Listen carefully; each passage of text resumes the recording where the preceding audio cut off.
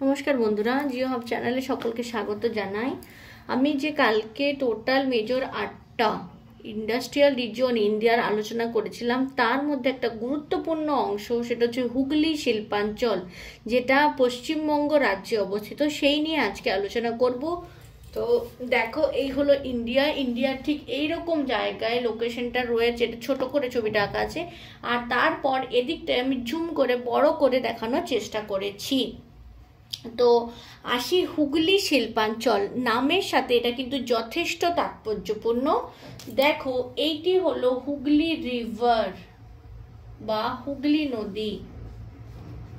সেই হুগলি নদীর দুই তীর, ডান তীর এবং বাম তীর, দুই তীরের কে কেন্দ্র করে এই শিল্পাঞ্চল কিন্তু গড়ে উঠেছে। তাই মূলত এর নাম হুগলি শিল্পাঞ্চল। এবার আসি, এই হুগলি শিল্পাঞ্চলটা মোটামুটি 72 থেকে 100 কিলোমিটার পর্যন্ত বিস্তৃত। এটা নিয়ে কিন্তু অনেক কনফিউশন তোমরা পাবে, এই জন্য আমি এই রেঞ্জটাকে রেখেছি। তো এবার বলি, এই হুগলি শিল্পাঞ্চলটি কোন কোন জেলার ওপর দিয়ে গঠিত হয়েছে বা বিস্তৃত। মূলত হাওড়া, হুগলি, কলকাতা, উত্তর 24 পরগনা ও দক্ষিণ 24 পরগনা, এই যে জেলাগুলি রয়েছে সেগুলির ওপর দিয়ে কিন্তু এই শিল্পাঞ্চলটি গঠিত হয়েছে। তবে এই শিল্পাঞ্চলটা কিন্তু পশ্চিমের দিকে, মানে পশ্চিমবঙ্গের যে ম্যাপ রয়েছে তার পশ্চিমের দিকে মেদিনীপুর জেলার পর্যন্ত বিস্তৃত এটা বলা যায়। এবার দেখো, এই যে একটা কোনো শিল্পাঞ্চল গড়ে তুলতে গেলে তো বিভিন্ন রকম ফ্যাক্টরস লাগে। সেখানে জল প্রয়োজন, শ্রমিক প্রয়োজন, কাঁচা মালের প্রয়োজন। তো এই হুগলি শিল্পাঞ্চলটা এমন একটা শিল্পাঞ্চল, পশ্চিমবঙ্গ তথা ভারতবর্ষের একটা গুরুত্বপূর্ণ শিল্পাঞ্চল, যেখানে হিস্টোরিক্যাল, ইকোনমিক্যাল এবং পলিটিক্যাল সমস্ত বিষয়গুলো কিন্তু কার্যকরী হয়েছে এই হুগলি শিল্পাঞ্চলে। আর এই হুগলি শিল্পাঞ্চল কিন্তু মানে অনেক পুরনো, অনেক আগে থেকেই কিন্তু এখানে সমস্ত কিছু কার্যকলাপ চলছে। শিল্পাঞ্চল গড়ে ওঠার প্রস্তুতি শুরু হয়েছিল। এই শিল্পাঞ্চলের তা বিস্তৃত করছে, মানে পুরো এলাকাটা আমরা কলকাতা দিয়ে চিনি থাকি। কলকাতা আমরা জানি পশ্চিমবঙ্গের ক্যাপিটাল, বৃহত্তর কলকাতা জুড়ে এর অবস্থানটা, তাই একে কিন্তু অনেকে বলে কলকাতা ইন্ডাস্ট্রি বা কলকাতা শিল্পাঞ্চলও বলা হয়ে থাকে। এবার বলছি, এই যে হুগলি শিল্পাঞ্চলে কয়লা কোথা থেকে আসে। হুগলি শিল্পাঞ্চলের কয়লা কিন্তু ওপেন কাস্ট কোলফিল্ড যেটা রয়েছে দামোদর ভ্যালি অঞ্চলে, সেখান থেকে আসে। এবার আয়রন আসে ছোটনাগপুর প্লেটু বা তার পার্শ্ববর্তী যে অঞ্চল, মানে ঝাড়খণ্ড আমাদের পার্শ্ববর্তী অঞ্চল, সেখান থেকে আসছে। আর দেখো, আমরা জানি পশ্চিমবঙ্গের জনসংখ্যা অনেকটাই বেশি, তবে তারও চারপাশে বিহার বলো, উড়িষ্যা বলো, তারপর উত্তরপ্রদেশ, এখান থেকেও কিন্তু প্রচুর মানুষ এই শিল্পাঞ্চলে কর্মের জন্য আসে। আর আমরা জানি ব্রিটিশ কলোনিয়াল সময় থেকেই কলকাতা কিন্তু খুবই একটা টপ র্যাঙ্কে ছিল, ব্রিটিশদেরও চোখের নজরে এটা কিন্তু ছিল।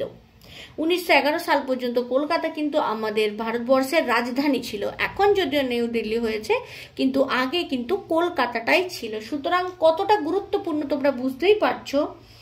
এবার আসি, এই যে মেজর কি কি ইন্ডাস্ট্রি এখানে রয়েছে। এখানে মেজর যে সমস্ত ইন্ডাস্ট্রি রয়েছে তার মধ্যে প্রধান হলো পাট শিল্প বা জুট শিল্প।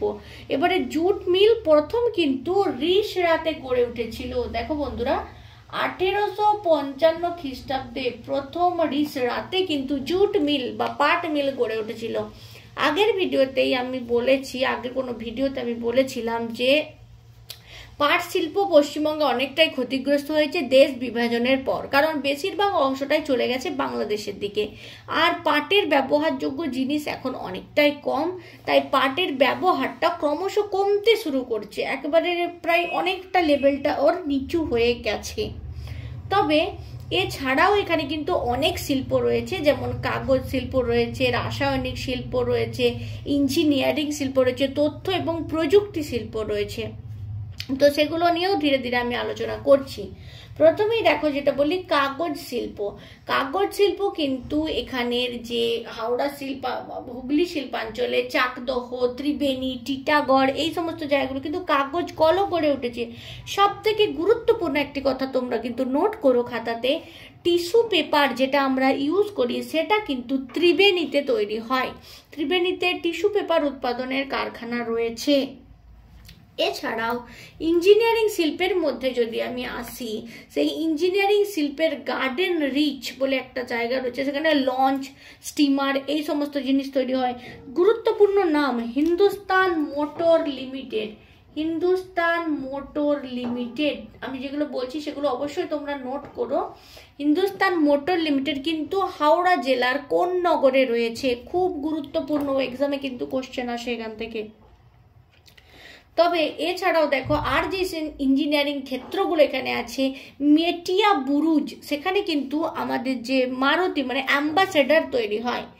এছাড়াও খিদিরপুর ডক, আমরা অলমোস্ট সবাই নামটা জানি, পশ্চিমবঙ্গে যারা বাসিন্দা তারা অবশ্যই খিদিরপুর নামটা জানি, সেখানে কিন্তু রেলের যে ওয়াগনগুলো সেগুলো তৈরি হয়।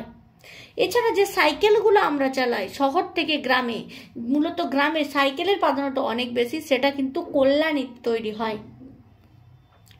অনেক কিছু খুবই গুরুত্বপূর্ণ বিষয়গুলো আলোচনা করছি আমি।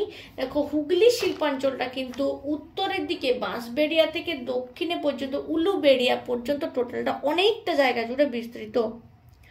এবার দেখো রাসায়নিক শিল্পের কথাই আসছি।